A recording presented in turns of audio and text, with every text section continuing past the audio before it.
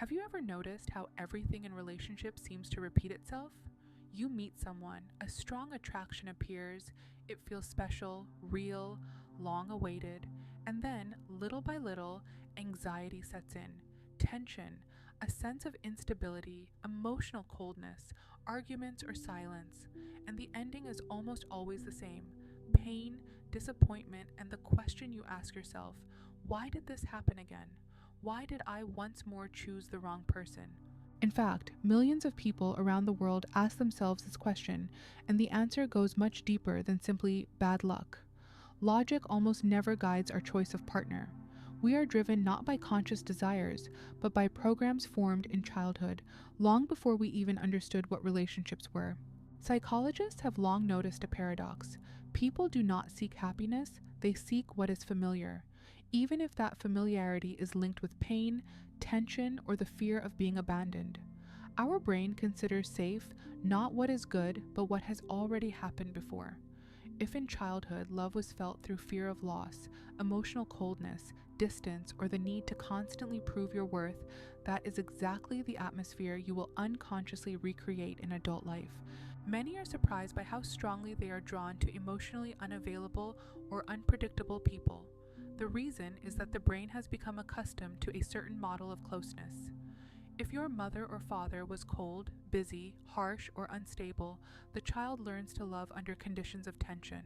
They know no other form of love, so in adulthood, calm, open, warm partners may feel strange or even boring. Psychologist John Bowlby, who developed attachment theory, showed that our relationship style is formed in the first years of life.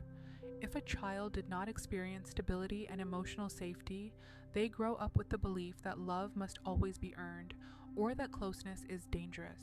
That is why people with anxious attachment so often choose partners who fear intimacy and keep their distance. This creates a closed circle in which one person is constantly reaching out while the other is constantly running away.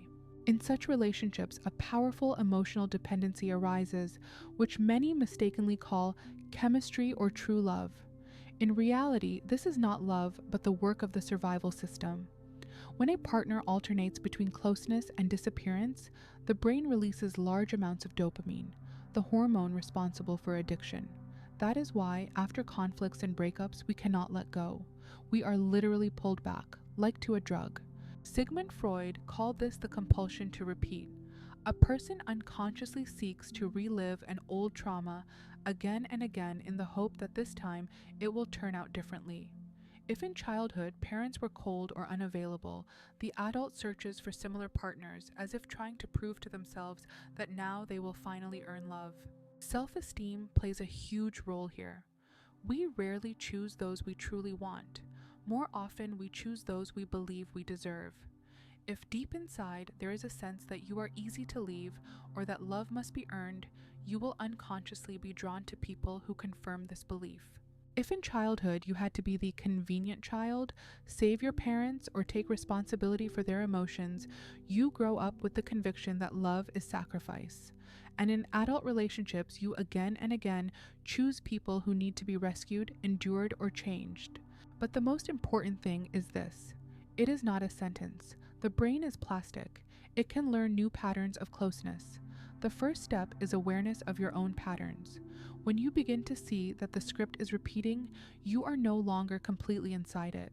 Very often, people confuse calm with indifference. In reality, healthy relationships may feel unfamiliar precisely because there is no constant anxiety in them. There is no need to prove your value, no need to guess where you went wrong, no need to wait to be abandoned. You are not broken. You have simply lived for a long time by old rules that once helped you survive, but now they no longer work. And this is exactly the moment when you get the chance to create a different scenario. One in which love is not a struggle, not fear, not pain, but a simple and warm feeling of being accepted exactly as you are.